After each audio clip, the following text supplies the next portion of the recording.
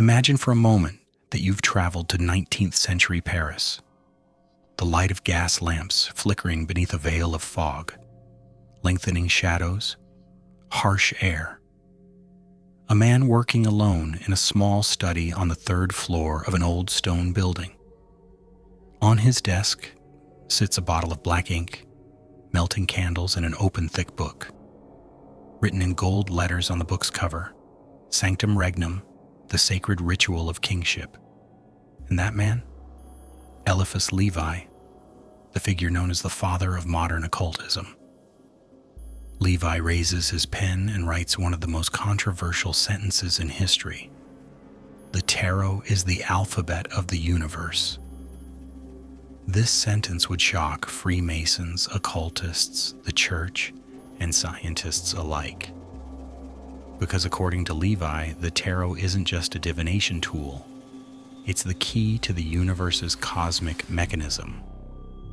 Today we're going to discuss Levi's darkest, most mysterious, and least known work, the magical ritual of Sanctum Regnum.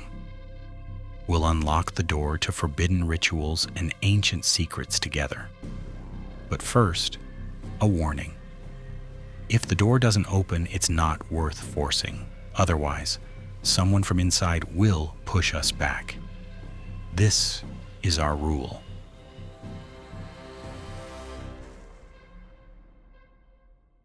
Eliphas Levi, whose real name was Alphonse Louis Constant, was born in Paris in 1810. He studied theology at a seminary. He was raised and shaped by the church. His life was supposed to unfold within a strict religious order. But one night, everything changed.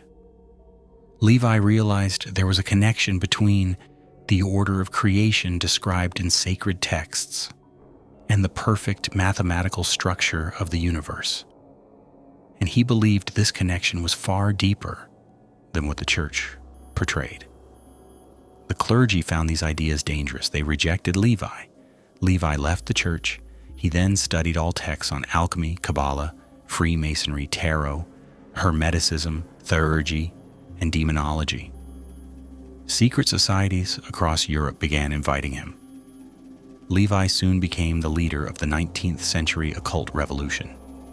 His influence was so widespread that Golden Dawn, Aleister Crowley, Pappas, Blavatsky, and even modern tarot designs all drew from Levi's ideas. Sanctum Regnum is Levi's most advanced occult work. At first glance, Sanctum Regnum appears to be a tarot interpretation. You might think it's a classic occult book, explanations of the 22 major arcana. But a few pages in, you realize that Eliphas Levi is making a much more dangerous and profound claim. The tarot is the structural code of the universe. According to Levi, the tarot isn't merely a series of symbols. It's the encrypted form of perennial philosophy, natural science, and the magical universe. The 5 dimensions of tarot. The book doesn't just explain card meanings. It reveals how the tarot relates to the human mind, cosmic order, and spiritual forces. 1. Book of Cosmology. Each card represents a different stage of the universe. The Fool symbolizes the pure potential of the universe.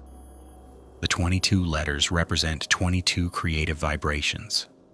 The 22 arcana represent 22 stages of creation. 2. Map of consciousness. The major arcana represent the descent and ascent of human consciousness.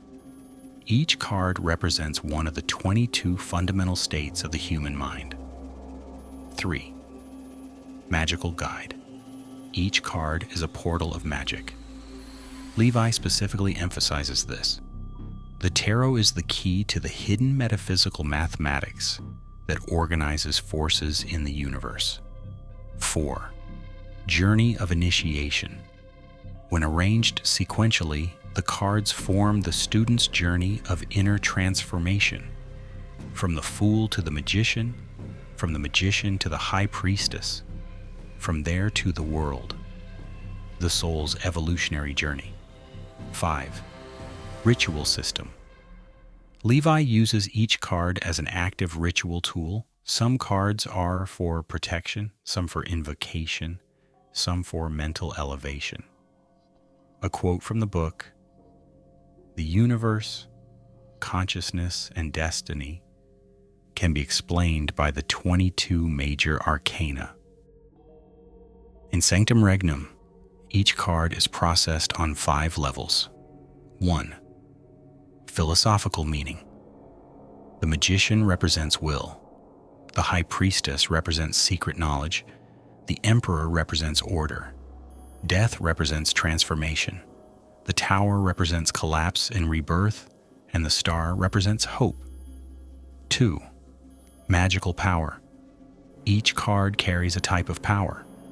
The chariot carries the energy of victory and will. The sun represents pure life energy. 3. Ritual use. This is where the truly dangerous part of the book begins. Levi defines a ritual stance, concentration technique, and energy gate for each card. For example, the magician's ritual code: right hand up, left hand down, creating a flow between heaven and earth. The famous as above, so below position of modern occultism. 4. Astral counterpart. Each card has a form in the astral world. Strength is an energetic field in the form of a lion. The moon is the realm of dreams, illusions, and psychic waves. 5. Cabala. Relationship. Levi matches the cards with the 22 Hebrew letters. Aleph equals the fool. Beth equals the magician. Gimel equals the high priestess. This way, the tarot is integrated into Cabala's 32 paths of wisdom. Sanctum Regnum is the first major configuration that united Western esotericism with the tarot Cabala backbone. Philosophical dimension. The mental model of the world. According to Levi, the tarot isn't a divination tool, but the mental architecture of the universe. The Fool card, the limitless gate, absolute potential that hasn't yet taken form. The Magician, the birth of will, the first moment consciousness realizes itself. The High Priestess, the sealed book of divine knowledge. The Empress, the womb of the universe, nature, production. The Emperor, law, order, geometric balance. The first 4 cards represent the intellectual state of the universe. Esoteric dimension. The paths of Cabala. Levi was the first major occultist to systematically link the tarot with Cabala. Each card represents a line on the tree of Sephiroth. The Magician. The Kether Chokmah line. The first bridge between pure will and creative wisdom. The Death card, the tunnel of transformation, the soul's transition from one form to another. The Tower, the destructive energy of Mars. It destroys the Tower of Ignorance, liberating the individual from false beliefs. Levi's greatest claim: the symbols of the tarot speak the same language as the mathematics of Cabala. Magical dimension, the ritual machine. This is where Levi's most controversial claim begins. The tarot is actively used. Levi provides ritual instructions for each card. The Magician ritual, the as above, so below. Principle is physically applied. The Chariot ritual, for breaking obstacles and taking action. The Moon ritual, opens psychic perception, clarifies dreams. Levi warns, when the moon's gate opens, the shadow comes with it. The Devil ritual, used for mastering one's own desires. According to Levi, the tarot is an initiation machine. When studied sequentially, it makes a person the conqueror of their inner kingdom. His most controversial statement: the tarot is an initiation machine that opens human consciousness. That's why it's dangerous if given to the wrong person. This is the heart of the book. Levi defines the 22 cards of the tarot as the 22 secrets of the king. Each card is a door. Each door is a consciousness. Each consciousness creates a transformation. 1. The magician. Awaken your inner will. 2. The high priestess. Call upon your subconscious wisdom. 3. The emperor. Establish material order. 4. The hierophant. Strengthen spiritual bonds. 5. The lovers. Make spiritual choices. 6. The chariot. Overcome obstacles. And so it continues. When the final gate is reached, the 21st card, the world card, the person has mastered their inner kingdom. Levi's goal wasn't to predict the future, but to transform consciousness. When Sanctum Regnum was published, it wasn't just an occult work. It provoked the anger of the church, Freemasons, other esoteric groups, and the scientific world. The use of tarot in active magical rituals. Levi's most dangerous claim, tarot isn't fortune-telling, it's power. If practiced correctly, it connects human will to the cosmic flow. This was a grave threat to the church because it was a practice that excluded sacred authority. People could access spiritual powers without a priest, without the church. The union of Cabala and Christianity. According to Levi, the teachings of Jesus and the teachings of Cabala were two sides of the same light. This disturbed both Jewish scholars and the church. The exposure of Masonic symbols. Levi matched Masonic symbols that had been kept secret for centuries. The double column, temple plan, triple initiation structure with tarot decks. The reaction within the community, too revealing. This information cannot be shared with the public. This is why the book was kept in secret libraries, taught with special permission, and at times completely disappeared from circulation. Original copies of Sanctum Regnum are rare. I have one of them in my library. Much of what we call modern occultism today is actually built on the foundations laid by Eliphas Levi. All tarot systems use Levi's model. Ritual systems carry Levi's building blocks. Kabbalistic pairings became the backbone of modern occultism. Astral travel techniques are based on Levi's formulas. The triad of willpower, concentration, and visualization is the foundation of Levi's definition of magic.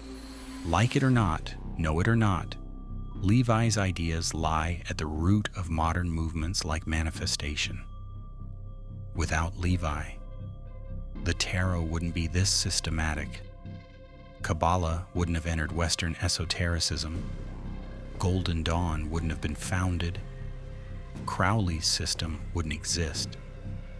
70% of modern occult movements wouldn't have been established.